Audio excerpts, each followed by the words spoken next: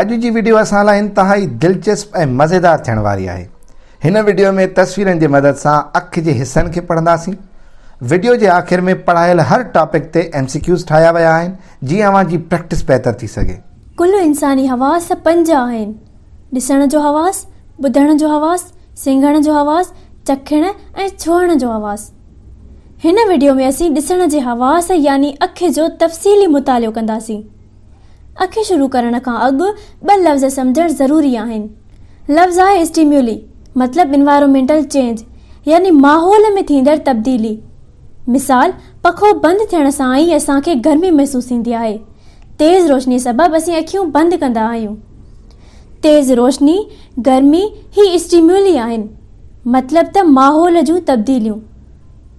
ॿियो लफ़्ज़ आहे रिसेप्टर्स।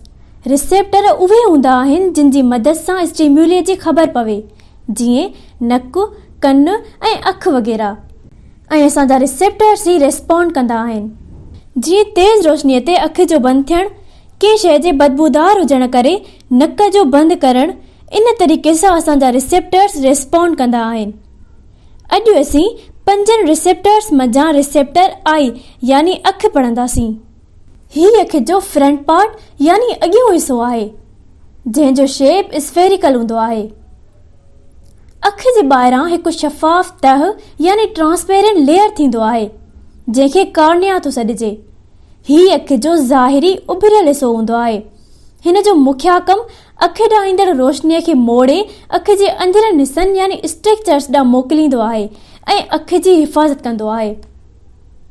अछे नज़र ईंदड़ हिसे खे स्केलरा चइबो आहे। हीअ अखि जो गैर शफ़ाफ़ ऐं कॉर्निया जी भेट में मज़बूत हिसो आहे, जेको अखि जे अंदरनि हिसनि जी हिफ़ाज़त कंदो आहे। रंगदार नज़र ईंदड़ हिसे खे आयरिस चइबो आहे, जेके मसल्स आहिनि। रोशनीअ जे फोकस करण लाइ या रोशनी तेज़ ऐं घटि हुजण दौरान ही सुसंदा ऐं फुंडंदा आहिनि।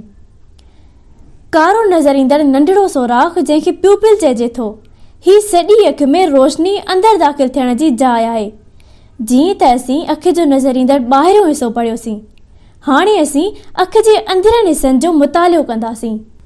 हीअ अखि जो पासे खां नज़र ईंदड़ अंदरियों हिसो आहे, जंहिंखे इंटरनल पार्ट या इनर पार्ट बि सॾिजे थो।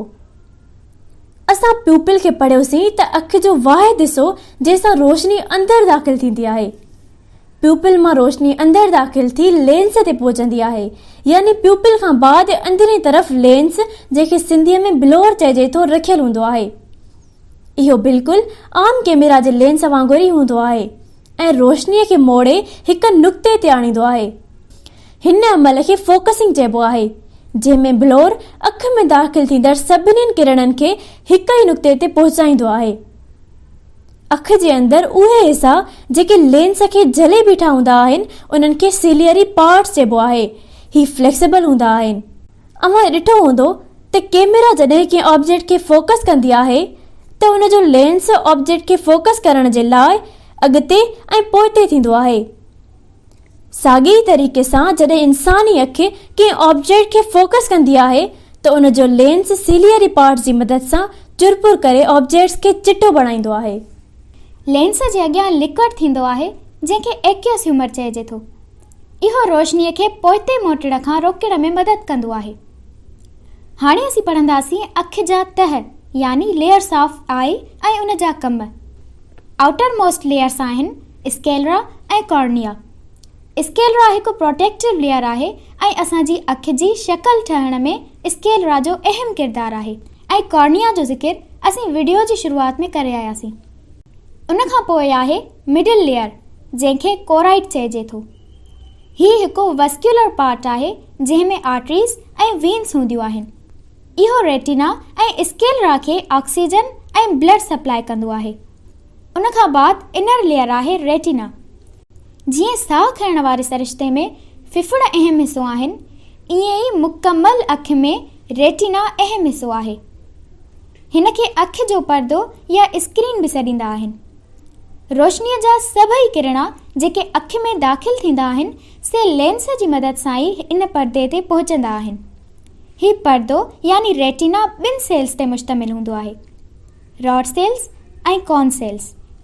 रॉड सेल्स घटि रोशनी या ऊंधाईअ में ॾेखारण जा ज़िम्मेवार हूंदा आहिनि ऐं कोन सेल्स तेज़ रोशनी ऐं रंगीन ॾेखाव वारी नज़र लाइ ज़िम्मेवार हूंदा आहिनि। रॉड सेल्स में हिकु कीमियाई मुरकिब यानी केमिकल कंपाउंड रोडोप्सिन लधो वियो आहे। जॾहिं तव्हां चिटी रोशनीअ में वञो था त हीउ मुरकिब ॿिनि मॉलिक्यूल्स ऑप्सिन ऐं रेटिनल में टुटी पवे थो। वरी जॾहिं तव्हां हल्की रोशनी में वापसि वञो था त इहे ॿई मॉलिक्यूल जुड़ी वापसि रोडोप्सिन ठही पवनि था। इन ॿिनि मॉलिक्यूलनि जे वापसि जुड़ण वारो अमल आहिस्ते आहिस्ते थींदो आहे। इहो ई सबबु आहे जो जॾहिं असां कंहिं घटि रोशनीअ वारी जॻह में दाख़िल थींदा आहियूं त आहिस्ता आहिस्ता असांखे साफ़ नज़र पवणु शुरू थींदी आहे। रॉड सेल्स ऐं कॉन सेल्स खां बाद में न्यूरॉन्स हूंदा आहिनि। हज़ारे न्यूरॉन्स मिली करे ऑप्टिक नर्व ठाहींदा आहिनि। हीअ ऑप्टिक नर्व कंहिं शइ खे ॾिसण वारी मालूमात खे रेटिना खां खणी दिमाग़ जे उन हिसे ताईं पहुचाईंदी आहे जिते दिमाग़ इन हीअ मालूमात खे सम्झी उन जी वज़ाहत ऐं शिकिल ठाहींदो आहे। हीअ मालूमात नज़र वारी तंत यानी ऑप्टिक नर्व इलेक्ट्रिकल सिग्नल्स जे रस्ते पहुचाईंदी आहे। हाणे असीं अखि जे ख़राबियुनि ऐं सबबनि खे पढ़ंदासीं। परे नज़र वारी ख़राबी खे शॉर्ट साइटनेस ऐं वेझे नज़र वारी ख़राबीअ खे लॉन्ग साइटनेस थो चइजे। सभ खां पहिरियां ई असां पढ़ंदासीं वेझे नज़र वारी ख़राबी यानी लॉन्ग साइटनेस। हिन नज़र जी ख़राबीअ वारो शख़्स परे वारी शयूं त ॾिसी सघे थो पर वेझे वारी शयूं आसानीअ सां नथो ॾिसी सघे। इन जो सबबु आईबॉल जो नेचुरल साइज़ खां नंढो हुअणु आहे। वेझे जिस्म खां रोशनी अखि जे परदे पुठियां फोकस थिए थी। नतीजे तौरु धुंधलो अक्स ठहे थो जीअं इन तस्वीर में ॾेखारियल आहे। हिन नुक्स खे कॉन्वेक्स वारी ऐनक पाए ठीकु करे सघिजे थो। इन क़िस्म जी बीमारीअ खे हेटेरोमायोपिया सॾिजे थो। हाणे असां परे नज़र वारी ख़राबी यानी शॉर्ट साइटनेस पढ़ंदासीं। हिन नुक्स वारो शख़्स वेझियुनि शयुनि खे साफ़ चिट्टो ॾिसी सघे थो पर परे वारनि शयुनि खे आसानीअ सां नथो ॾिसी सघे। इहो उन ई करे आहे त आईबॉल नेचुरल साइज़ खां वॾो थी वञे थो। परे वारनि शयुनि खां रोशनी अखि जे परदे खां पहिरीं फोकस थिए थी। नतीजे तौरु हिकु धुंधलो अक्स नज़र ईंदो आहे। हिन नुक्स खे हिकु कॉनकेव वारी ऐनक लॻाइण सां ठीकु करे सघिजे थो ऐं इन क़िस्म जी बीमारीअ खे मायोपिया सॾिजे थो। हाणे स्क्रीन ते MCQ शेयर कया वञनि था।